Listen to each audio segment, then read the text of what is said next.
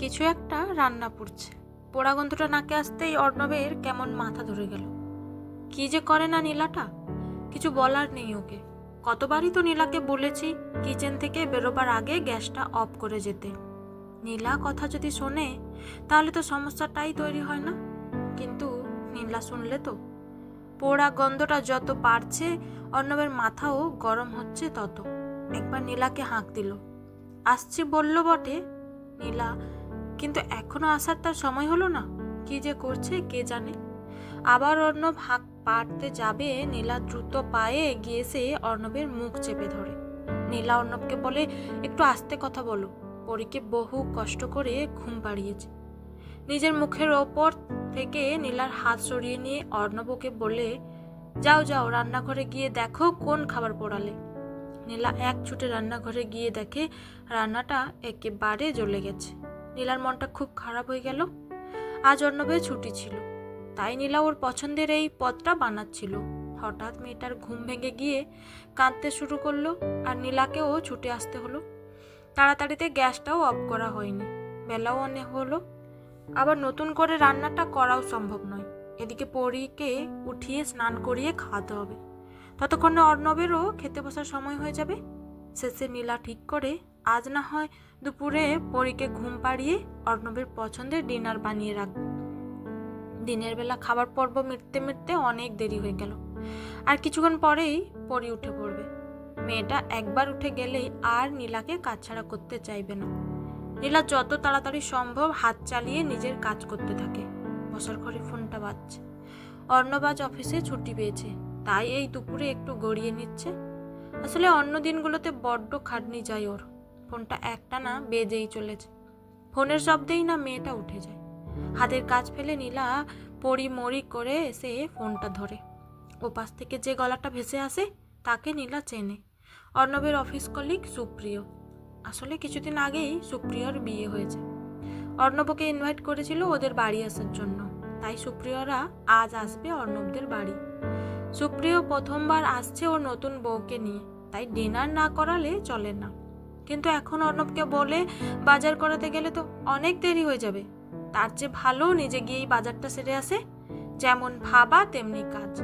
নীলা পরী আর অর্ণবের ঘুম থেকে ওঠার আগেই বাজার শেষ করে এসে রান্না শুরু করে। এদিকে অর্ণব ঘুম থেকে উঠে অবাক। নীলাকে জিজ্ঞাসা করে জানতে পারে আজ ওদের বাড়িতে সুপ্রিয়রা আসছে, তাই এত আয়োজন। ঘুম থেকে উঠে নীলার হাতে এক কাপ চা না খেলে অর্ণবের ঘুম ঠিক কাটে না। নীলাকে চায়ের অর্ডার দিতে যাবার ঠিক আগেই নীলা উপস্থিত অর্ণবের সামনে। ওর হাতে সাজানো কি সব। ঘুমের ঘোরটাকে কাটিয়ে ফেলার জন্য এইসব খাবারের মন কাড়া পাগল করা গন্ধই যথেষ্ট। আসলে নীলা আজ অর্ণবের জন্য ফিশ ফ্রাই, কবিরাজি সঙ্গে চিকেন কিমা দিয়ে চাউমিন বানিয়েছিল। এই খাবারগুলো ও এখনই অর্ণবকে খেতে দেয়। আসলে খাবার দুজনের মতোই ছিল, তাই নীলা আর দেরি না করে ওকে বলে, তুমি এগুলো খাও, আমি আসছি চা নিয়ে। ঘড়ির কাঁটা 6টা ছুঁতে না ছুঁতে সুপ্রিয়রা হাজির হয়। ওদের আপ্যায়ন করা, সঙ্গে ছোট্ট পরীকে দেখা। পরীকে কোলে নিয়ে নীলা সুপ্রিয়র স্ত্রী রানীকে সঙ্গে করে ভেতরে এলো। ছেলেদের মাঝে বসে মেয়েদের গল্প ঠিক জমে না। নীলা রানীর গল্পের মাঝেই ছোট্ট পরী খিদেতে কাঁদতে শুরু করে। গল্প থামিয়ে নীলা বিছানা থেকে নামতে যাবার সময় হঠাৎ ওর মাথা ঘুরে যায়। নিজেকে মুহূর্তে সামলে নিলে ও ঘটনাটা রানীর চোখ এড়ায়নি। রানী নীলাকে হাত ধরে বিছানায় বসাতে গেলে নীলা রানীকে বলে, সত্যি ঠিক আছে, ও কিছু নয় গো, তুমি বরং একটু বসো, আমি পরীর খাবারটা এখানেই নিয়ে আসছি, তারপর আবার গল্প হবে। সেদিন সুপ্রিয়রা চলে যাবার পর অর্ণব খুব ক্লান্ত বলে শুতে চলে গেল। পাহাড় প্রমাণ বাসন নীলা ধুতে গেল। কাল আবার অর্ণবের অফিস, কাজ ফেলে রেখে লাভ নেই। নীলা কাজ গুটিয়ে যখন বিছানায় এলো তখন ঘড়ির কাঁটা একে অপরকে জড়িয়ে ধরেছে। হঠাৎ মাঝরাতে শরীরে একটা কষ্টতে নীলার ঘুমটা ভেঙে যায়। বুকে ব্যথা, সঙ্গে মাথাটাও বালিশ থেকে তোলা যাচ্ছে না। কি যে কষ্ট তা বর্ণনা করা যায় না। নীলা এহেন অবস্থায় পরীকে একবার ছোঁবার চেষ্টা করে। বারবার মনে হয় যেন বোধহয় আজ সব শেষ। নিজের সন্তানের সাথে আর বোধহয় দেখা হবে না। বোধহয় এত তাড়াতাড়ি নীলার যাওয়ার ছিল না। হঠাৎ অর্ণব ঘুম থেকে উঠে জল খেতে এসে বিছানায় নীলাকে কষ্ট পেতে দেখে ছুটে আসে ওর কাছে। কি করবে এত রাতে বুঝতে পারে না। নীলা অর্ণবকে কিছু বলার আগেই অজ্ঞান হয়ে যায়। পরি রাতে বারবার কেঁদে কেঁদে উঠে পড়ে, তাই অর্ণব পাশের রুমে শোয়। তা না হলে অফিসে ফ্রেশ হয়ে কাজ করা যাবে না। দিশেহারা অর্ণব ফ্ল্যাটের কিছু মানুষকে ডেকে আনে। পাশের বাড়ির বৌদির কাছে পরীকে রেখে ওরা নীলাকে নিয়ে যায় নার্সিংহোমে।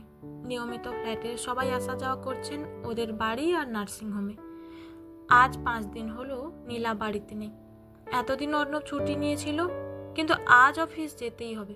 বাড়ির অমতে নীলা অর্ণবকে বিয়েটা করেছিল, তাই ওদের বিয়ের পর থেকে নীলার বাপের বাড়ি আর রইল না।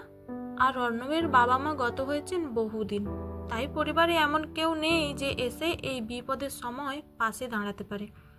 জীবনের এই 7 দিন অর্ণব কোনোদিন ভুলবে না। বোধহয় খারাপ দিন মানুষকে অনেক কিছু শিখিয়ে যায়। সংসারের সব কিছু সামলে ছোট্ট পরীকে খাইয়ে স্নান করিয়ে পাশের ফ্ল্যাটের বৌদির হাতে তুলে দেওয়া পর্যন্ত এক যুদ্ধ। অর্ণব সেই সময়ে উপলব্ধি করে নিজের ভুল। সত্যি তো, মেয়েটা কোনোদিন মুখ ফুটে কিছু বলেনি, আর তাই বলে অর্ণবও কেন কোনোদিন শোনার চেষ্টা করেনি নীলার না বলা কথাগুলো। সত্যিই তো, নীলা সারাটা সময় অর্ণবকে সব কাজ থেকেই ছুটি দিয়ে এসেছে, শুধুমাত্র অর্ণব অফিসে খাটে বলে। কিন্তু অর্ণব কেন একবারের জন্য ভাবেনি নীলাও সংসারের সব দায়, পরীর সব দায়িত্ব নিজের কাঁধে তুলে নিয়েছে বলেই আজ অর্ণব অফিসে বসে শান্তিতে কাজ করছে। তাহলে নীলারও কিছু প্রাপ্য ছিল না? আজ অর্ণবের বিয়ের এতগুলো বছর পর অর্ণব বৈবাহিক জীবনের মর্ম যেন বুঝতে পারে। আজ অর্ণবের নীলার জন্য ভালোবাসা নয়, সম্মানটাও অনেক বেড়ে গেছে। অর্ণব বুঝেছে নীলার ভালোবাসা সার্থক। অর্ণব যে বড় দেরি করে ফেলেছে। আজ নীলার সামনে গিয়ে দাঁড়াবে কি করে ও? কিন্তু নীলার কাছে ক্ষমা যে ওকে চাইতেই হবে, না হলে যে কোনো দিনও নীলার চোখে তাকিয়ে কথাই বলতে পারবে না। পরের দিন ছিল নীলার বাড়ি আসার দিন। ডিসচার্জ ফর্মালিটি শেষ হলে অর্ণব নীলাকে নিয়ে বাড়ি এসেই নীলার কাছে নিজের ভুল স্বীকার করে ক্ষমা চাইতে এলে নীলা ওর হাত ধরে বলে, একবার মন থেকে ভালোবেসেই দেখো।